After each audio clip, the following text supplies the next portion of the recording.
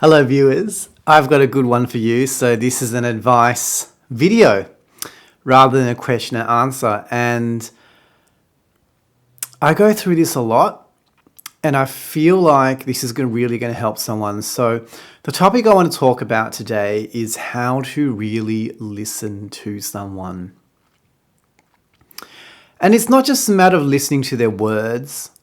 It's actually acknowledging what you're hearing and reflecting it back on the other person so they know that what they've said, you understood and you've heard. So I'll just give you a couple of points of how I listen to people. And so my first point is listen first and then give advice later. So a lot of the time, someone will have a problem and you'll just jump. Have you thought about this? Have you thought about that? Could you try this? Oh, you should do this. You give advice. But most of the time they don't want advice, because if they have advice, they would have done it already. They would have looked it up on Google. They would have, approached another friend. The reason why they've come to you is because most of the time they are exhausted, because the problem that they have, no one's really listening to them. No one is offloading that pressure. That conversation just exists inside their own head and they're going around in circles and they want to invite someone in to just offload that. So giving advice initially does not help, because they're depressed. They're overwhelmed. So they don't have a lot of energy. So telling someone to go and do something, it's just not going to work. So listen first and give advice later. So what do you mean by listen first? Okay. So listening, paraphrasing is number one. So if someone tells you a problem, you can say, okay, so what you said was such and such, or I just want to double check that what you told me was this. Or, so you've told me that blah, blah, blah, blah, blah. Or you might say, so what I'm hearing is that you're having trouble with, no. Okay. So paraphrasing really helps because you're summarizing what they've said so that they know what they talked about, you've heard. So paraphrasing is good. Summarizing is good. Now the next step is showing a bit of empathy. So these are using phrases such as, geez, that must be really painful for you, or I can't imagine how that must have felt. Or geez, anyone in your position would feel like that. Or I can understand why you'd feel like that. If you, using those sort of sentences, what it means is shows that you've heard them. And not only have you heard them, you've actually put your spin on it and you've just really acknowledged what they're feeling. And the third step is validating someone. That's what you're really doing. So you're just going, so what you're feeling is this, and that's totally fine. You're validating them. And that's what I mean by really, really listening. It's not just your ear listening to words and facts. You're listening to feelings and situations and you're reflecting on how that person must have felt. And you'll find that most of the time you're doing most of the listening. So maybe 60, 70% of the time you're just listening. And you might speak up a little bit, but most of the time you're listening, because in their head, they've got all this stuff and it's stuck, it's cluttered in their head. They've probably gone to so many other people and no one's helped. Or they've gone to no one and it's stuck inside their own head and they can't get it out, and you're the only person that they trust. So the less you speak, the better. And don't be afraid of of a term called therapeutic silence. And that's when things get so-called awkward and there's silence. And it's okay to just sit in silence. Because giving them the silence, it's freeing. It's like, wow, I've said everything.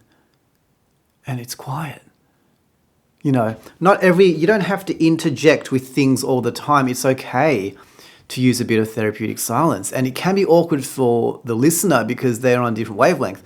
But for someone who's depressed or someone who's going through a lot of trauma, a lot of just stuff, therapeutic silence can be quite therapeutic. It's just nothing.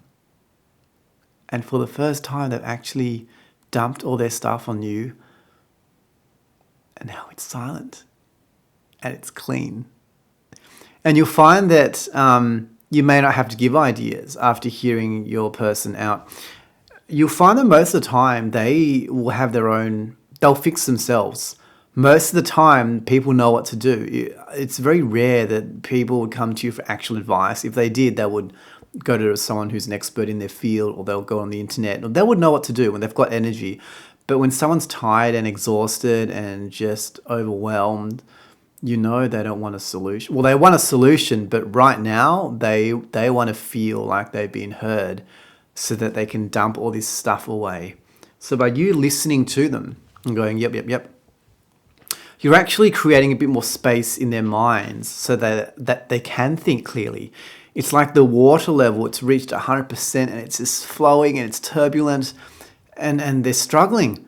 But by letting them talk to you and just go, yeah, that must be really painful, paraphrasing, summarizing, using all those things, the water level goes down. And suddenly they're floating. And then they're no longer struggling. They've got breathing space because they've got air now. And with that comes energy because they're not bogged down. And once they've got energy, they're able to dig themselves out of the hole. So just consider when you're listening to someone, really, really listen using paraphrasing, summarizing, empathy, all that sort of stuff. Suggest less ideas. If you do want to suggest something, rather than go, oh, you should do this, instead of using the word should, you could possibly say, have you thought about this? Or what about this? How do you feel about this? Have you tried maybe this? Have you tried maybe this? So when you suggest, you don't really direct them or anything. The goal is really to listen. Now, this only applies to someone who's depressed or overwhelmed or anxious or whatever. But it is always good to give advice to your friends. But sometimes you just need to listen first, and you can give advice in the second session when you talk to them.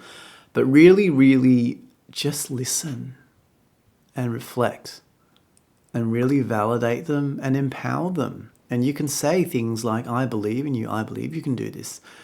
I believe in you. And just all that sort of stuff that they should be saying to themselves, but they don't. So it is really nice to hear it from someone else.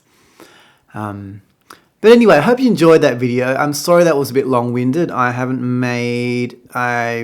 got a little bit lazy and didn't make many videos. But from now on, all my videos are scripted. And what I mean by that is that I'm actually taking some notes now. Instead of just randomly talking crap and things not working out, I'm actually practicing scripting, but not word for word, just like dot points so I know what to talk about.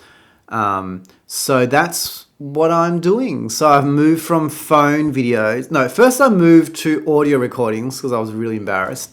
Then to phone recordings, which I never published. And then this experimental chat to camera sort of stuff. And now I'm actually putting some dot points. So I'm getting some proper stuff together and my lighting is really nice. I will be getting a new lens hopefully and some new color lights and hopefully a nice new background. But I'm actually okay with what I've got for now. But anyway, that's for another story. I will leave it here tonight and I will see you next time. And as always, if you have any problems with whatever you're going through, you can always leave me a message and I will do my best to help. All right, that's all for now and bye.